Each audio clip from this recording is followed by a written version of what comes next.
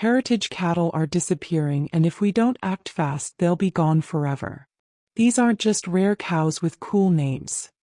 Randall Linebacks, Pineywoods, Florida Crackers, and milking Devons are 4 of several that are on the Livestock Conservancy list. These are living links to our history, animals that helped build America, and genetic resources that could shape the future of sustainable farming. Yet, right now, they're slipping through our fingers, replaced by a handful of commercial breeds that dominate the market. Once they're gone, they're gone. And with them, we lose centuries of resilience, adaptability, and natural hardiness that modern cattle simply don't have. If you've been following my channel, you know I've already talked about endangered American heritage chickens, turkeys, geese, and pigs, and how these breeds are worth saving. Not just because of their history, but because they're tough, self-sufficient, and better suited for small farms and sustainable agriculture. Chickens like the Dominique Buckeye and Rhode Island Red. Turkeys like the Narragansett, the Bourbon Red, and the Royal Palm. Geese like the American Buff, the Pilgrim, and the Cotton Patch. And pigs like the American Guinea Hog, Ossabaw Island Hog, and the Choctaw Hog. They're all part of a bigger picture. These animals were bred for American farms, built to thrive in specific climates and conditions, and now they're all at risk of disappearing forever. And it's the same disturbing story with American heritage cattle. I've been diving into the world of heritage livestock, not just to share their stories but to educate myself as well. I want to make informed choices for my own farm. Now, my farm won't be big enough for cattle, but that doesn't mean I can't do my part to help, and neither does it mean you can't. Even if you don't own land or have space for cattle, there are ways to support the people working to save these breeds, which I will discuss later. Because make no mistake, they need our help now more than ever. Let's start with the Randall Lineback, a critically endangered breed with only a few hundred left. That's right, only a few hundred. These striking black and white cattle, known for the distinctive white lineback pattern running down their backs, are one of the rarest and most historically significant cattle breeds in America. Their origins trace back to 17th and 18th century New England, where they descended from a mix of European cattle brought over by early settlers. For centuries, they were the backbone of small, self-sufficient farms, valued for their versatility, providing rich, high butterfat milk, flavorful beef, and the strength to pull plows and carts. Unlike modern commercial cattle, Randall Linebacks developed through natural selection in Vermont's rugged terrain, making them hardy, adaptable, and capable of thriving on pasture alone. But as industrial agriculture took over, favoring high-yield, specialized breeds, these multi-purpose farmstead cattle were pushed aside. Most of the Lineback's population was lost over the last century through crossbreeding with Holsteins. Now their numbers are so shockingly low that without active conservation, we could see them vanish in our lifetime, taking with them a unique piece of American agricultural history. Then there's the Pineywoods cattle, one of the oldest surviving breeds in the U.S., descended from Spanish cattle brought over by explorers and settlers in the 1500s. These hardy, medium-sized cattle come in a variety of colors and patterns, including red, black, brindle, and spotted, often with distinctive long horns. Originally developed in the southeastern U.S., particularly in states like Mississippi, Alabama, Georgia, and Florida, Pineywoods cattle were bred by generations of small farmers for their ability to survive in tough conditions. They're rare but not as critically endangered as the Randall Lineback, though still at risk. Pineywoods cattle are suitable for beginner to intermediate levels of experience, depending upon the cattle's temperament. These cattle are survival experts, able to thrive in heat, humidity, and on poor forage where modern cattle would struggle. They don't need constant medical intervention, antibiotics, or expensive feeds, making them ideal for low-input, sustainable farming.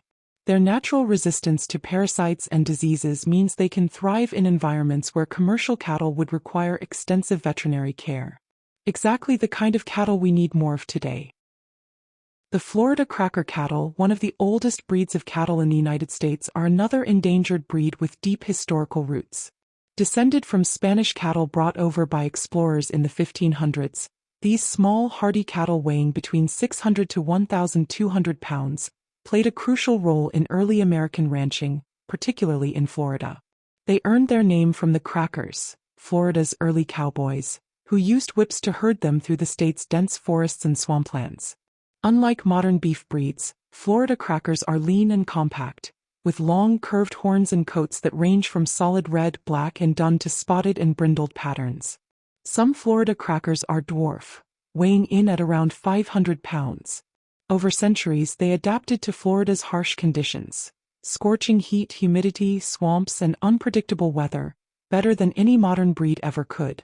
This docile breed is good for beginners.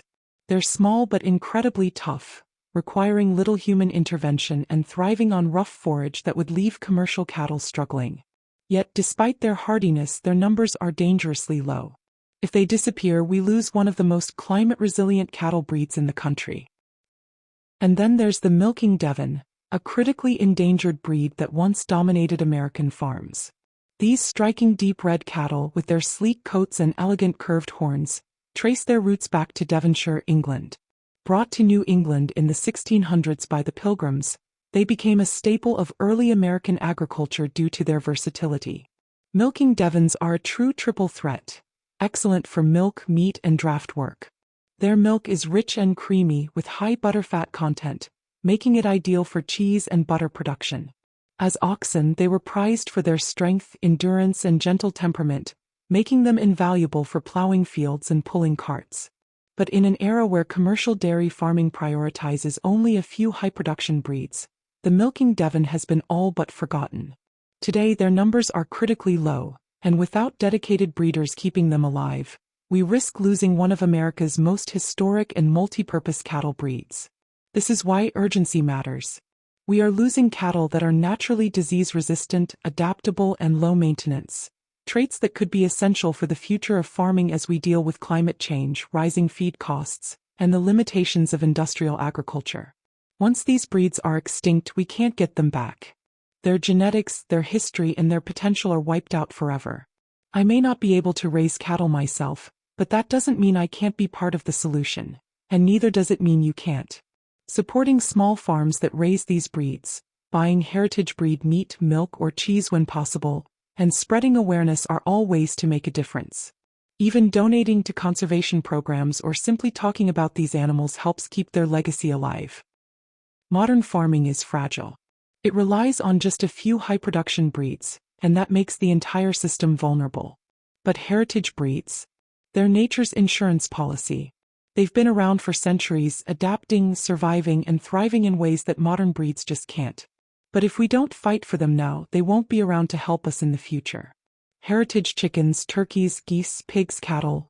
These animals built American farms. They're part of our history and they should be part of our future too. The question is, are we going to let them disappear or are we going to step up and fight for them? Let me know your thoughts in the comments section because these cattle can't speak for themselves. But we can. And if you haven't seen my videos on endangered American heritage chickens, turkeys, geese, and pigs, those are linked right here for you. If you care about saving America's agricultural heritage, you won't want to miss them. Thanks for watching and I'll see you in the next video.